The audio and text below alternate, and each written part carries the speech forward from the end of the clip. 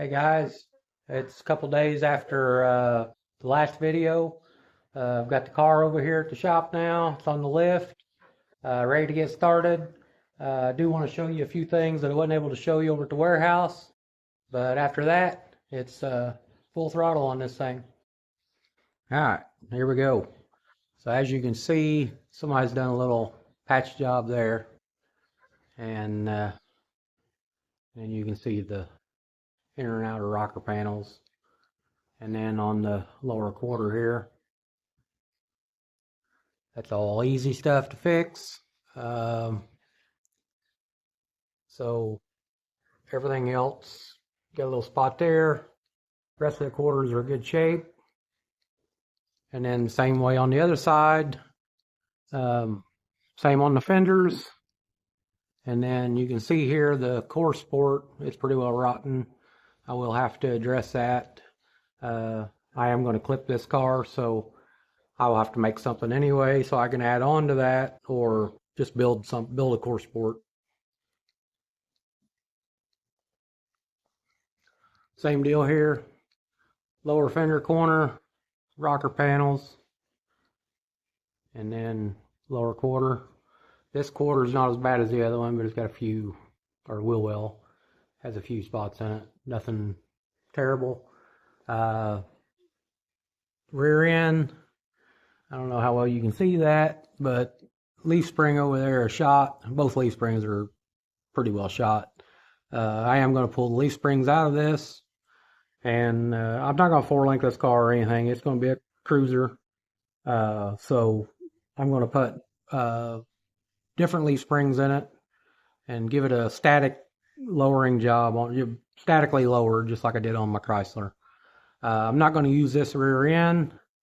I could, but it's got those axles in it and drum brakes, which the drum brakes on these aren't that great anyway. So I would have to put a disc brake kit on it or something. And then you've got that funky drive shaft yoke, which they do make a adapter for that to go to a regular U-joint.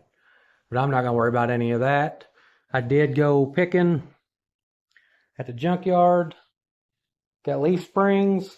Those are for a 99 Jeep Cherokee.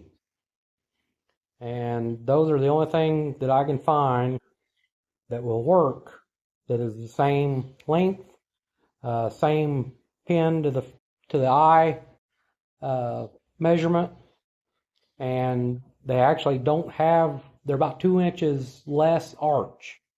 So that'll automatically give you a little lower stance, and then if I have to block it, I will put blocks on it. I did drag out this Dodge Dakota 5-lug 355 rear end that I was going to use for this, but it's just a little on the wide side. I can use it, but I'm going to have to get some funky offset wheels to get it in these tight quarter panels. And this car is just a little bit narrower than the Chrysler is on the back. So I can only get about, safely, I need to be from outside tire to outside of the tire about 68 inches and maybe 68 and a half. And that's it. That way I still get articulation and don't rub the quarter panels. And so I think what I'm going to do here is put a Ranger rear end in it. And they're about 58 inches, and that'll allow me to put an 8-inch wheel on the back of this. And then I'll put a 6 or a 7-inch on the front. Front end won't be no big deal. Even with the Dakota front clip, I can still have clearance and tuck up under the fender and give this car a nice stance. I'd like to be, I think the Chrysler, I've got it sitting about 9 inches off the ground. I think it's 8 or actually I think it's 9 all the way across. But this one I want to try to go maybe 8 in the back and 7 in the front. Give it a little bit of a stance, hot rod stance, or whatever you want to call it. So, and then I didn't talk about it in the video, the first video, but there's the drivetrain. 5.2 Magnum, fuel injected, 46RE overdrive transmission. I've got the computer. I've got all the wiring and everything I need to make this work. I've been looking at these Magnum swap forums, and this stuff's pretty simple, evidently, because I mean it's like 4 wires to hook up that computer and make this thing run. So, and it has the AC pump and everything on it. And this engine and transmission actually came out of the Dakota chassis donor truck that I am going to use the clip off of for this. So that's what's going to go in that. And so I'm going to quit rambling on and then we're going to get busy.